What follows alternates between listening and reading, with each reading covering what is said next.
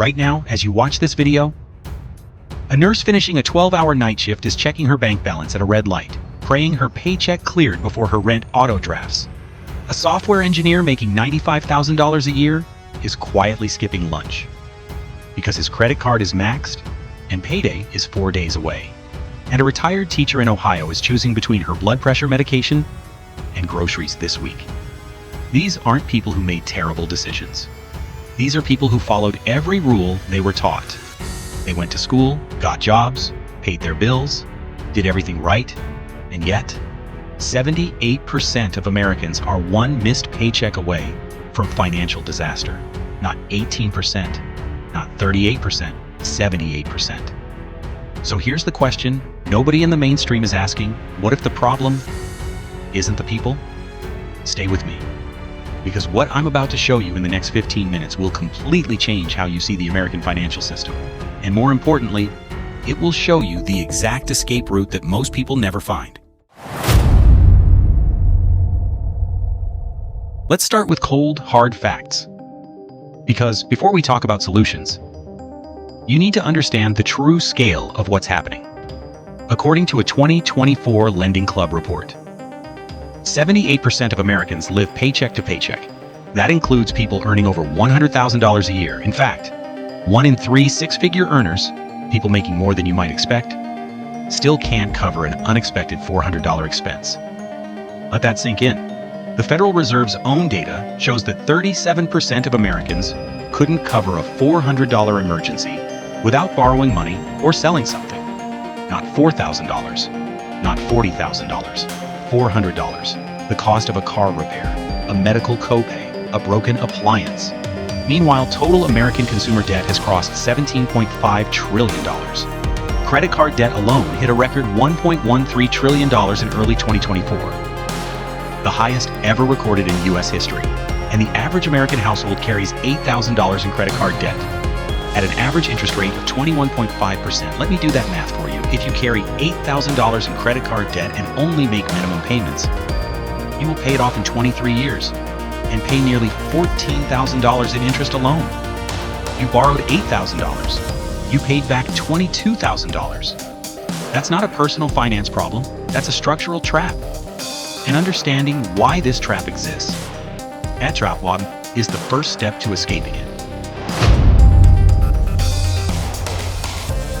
Here's what no one tells you in school. And school, by the way, is a big part of the problem. The American financial system was not designed for your wealth. It was designed for your consumption. Let me explain. After World War II, America was riding an economic boom. Factories were humming, the middle class was growing, and for about 30 years, from the 1950s to the 1980s, wages grew in sync with productivity. If you worked harder and produced more, you earned more. That was the deal. From 1948 to 1979, productivity rose 108%. Wages rose 93%. That's a fair deal. That's the American dream working as advertised. But then something changed. In the 1980s, a new economic philosophy took over. It said, corporations exist to maximize shareholder value, not worker value, not community value, shareholder value. From 1979 to 2022, productivity rose another 64%. Wages up just 17%. The gap between what workers produce and what they're paid has been widening for 40 years. And while wages stagnated, the cost of everything that actually matters exploded. Housing, plus 197% healthcare, plus 600% college tuition, plus 1,200% childcare, plus 2,000%. But here's what's almost poetic in its cruelty. Wages didn't keep up with those costs. So what did Americans do? What they were told to do. They borrowed. The credit card industry exploded in the 1980s. By design. Banks discovered something beautiful. For them, not for you. The debt is more profitable than wages. A working American who can't afford their life outright is worth far more to a financial institution than one who can. So they lobbied Congress. They gutted usury laws. The laws that limited how much interest they could charge. In 1978, a Supreme Court ruling called Marquette National Bank versus First of Omaha allowed banks to charge any interest rate, regardless of state limits. Credit card interest rates went from averaging 12% in the late 70s to 21.5% today. And this is legal, encouraged, even celebrated on Wall Street. The system isn't broken, my friend. For the people who built it, it's working exactly as intended. Now let's get specific, because beyond the macro system, there are three invisible forces actively extracting wealth from everyday Americans every single month. I call them the three invisible taxes, and unlike the taxes on your paycheck, nobody warned you about these. From 2020 to 2024, cumulative inflation hit 20.8%. That means if you kept $10,000 in a savings account paying the national average of 0.46% interest, while everything else inflated, you lost roughly $2,000 in real purchasing power. You didn't spend it. You didn't gamble it. You did the responsible thing. You saved it. And you still lost. Meanwhile, the S&P 500 returned over 90% in that same period. Asset owners got richer. Savers got poorer. The people who owned Babiko houses, stocks, businesses, saw their wealth explode. The people who worked for money and kept it in a savings account because that's what you're supposed to do, fell further behind. Inflation doesn't just raise prices, it transfers wealth from people who hold cash to people who hold assets. Here's one nobody wants to hear, including me. The subscription economy is bleeding Americans dry. The average American now spends $219 per month on subscription services, according to a 2023 C+R research study. That's $2,628 per year. Most people, when surveyed, estimated they spend about $86 per month on subscriptions. They were off by $133 every single month. $133 a month invested in a basic index fund over 10 years at historical market returns would become over $28,000. Not because Americans are reckless, because these companies hire armies of behavioral psychologists to make cancellation hard, trials sticky, and pricing invisible. It's friction by design. The third invisible tax is the most insidious because we inflict it on ourselves. It has a name: lifestyle inflation. When income goes up, spending goes up to match it. A 2023 study by Empower found that 68% of Americans increased their spending within 3 months of getting a raise. Think about that. You fought for a raise. You negotiated. You worked harder. And then, within 90 days, you had already spent it. Not on investments, not on savings, on a nicer apartment, a newer car, eating out more often. This isn't weakness. This is neuroscience. The human brain is wired for hedonic adaptation. The tendency to return to a baseline level of happiness regardless of positive changes. The raise felt amazing for 3 months. Then it became normal, and you needed more to feel the same way. The consumer economy is built on that loop, and it will drain every dollar of every raise you ever get, unless you interrupt it deliberately. Let's go even deeper, because there's a psychological layer to this that most financial content completely ignores. Financial stress doesn't just hurt your wallet, it literally lowers your IQ. A landmark 2013 study from Harvard and Princeton, published in the journal Science, found that financial scarcity consumes so much mental bandwidth that it effectively reduces cognitive function by the equivalent of 13 IQ points. For context, that's more than pulling an all-nighter. When your brain is preoccupied with survival, will I make rent? Can I cover this bill? What happens if my car breaks down? There is genuinely less mental capacity available for long-term planning, creative thinking, and decision-making. So here's the brutal irony. The people who most need to make smart financial decisions are the people least cognitively equipped to make them. Because financial stress itself is eating their mental resources. This is the poverty trap, and it operates like psychological quicksand. The more you struggle, the more stress you carry. The more stress you carry, the worse your decisions become. The worse your decisions, the deeper you sink. And every predatory lender, payday loan company, and high-interest credit card issuer knows this. The payday loan industry generates $11 billion per year by targeting people in exactly this mental state. These are not coincidences. These are business models.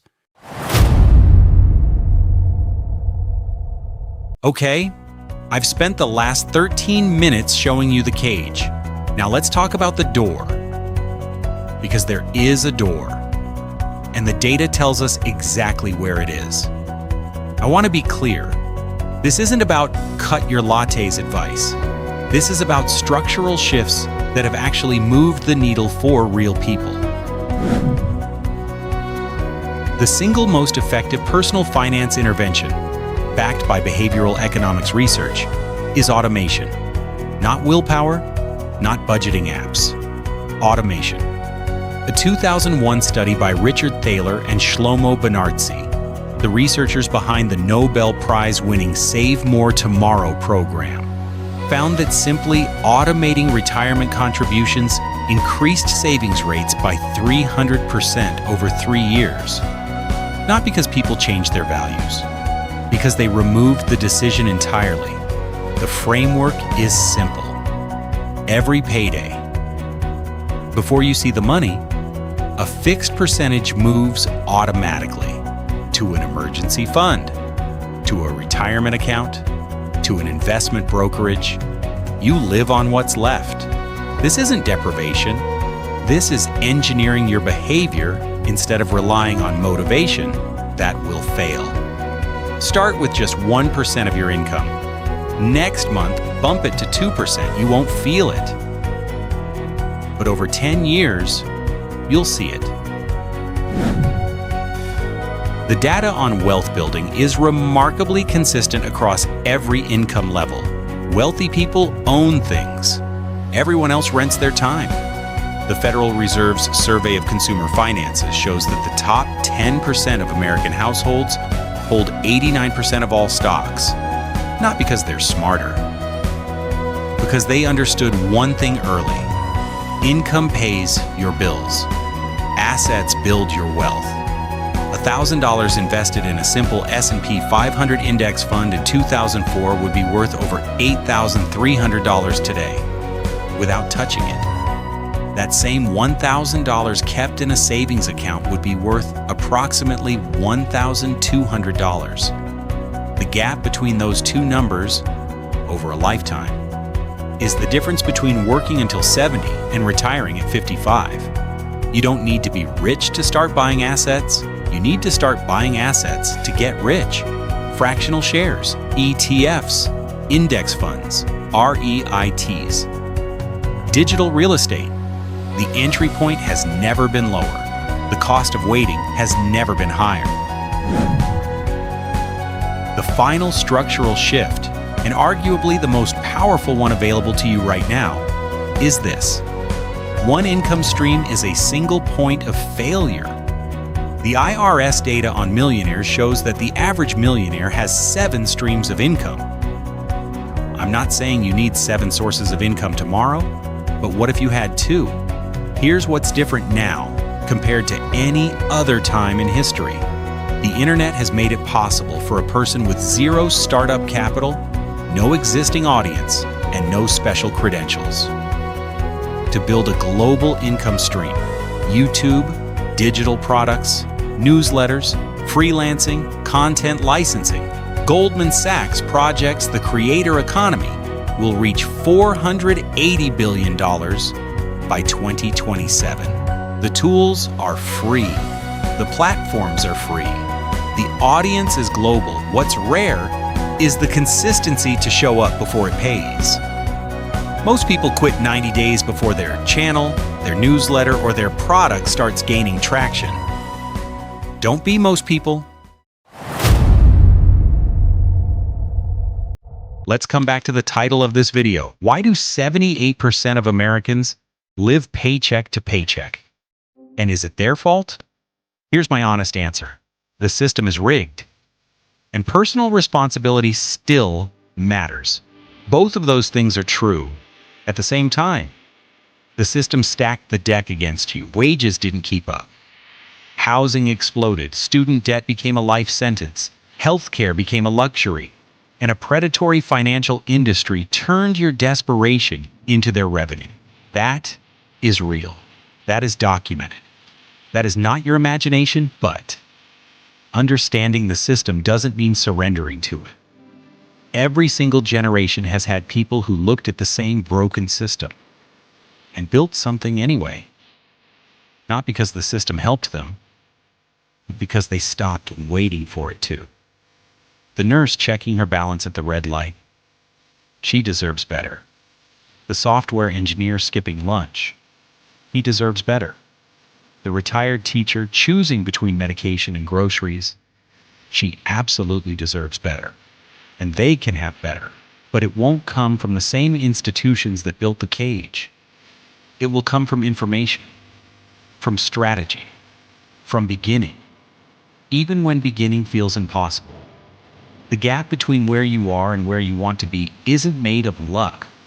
It's made of decisions, made consistently over time, with clarity about how the game actually works.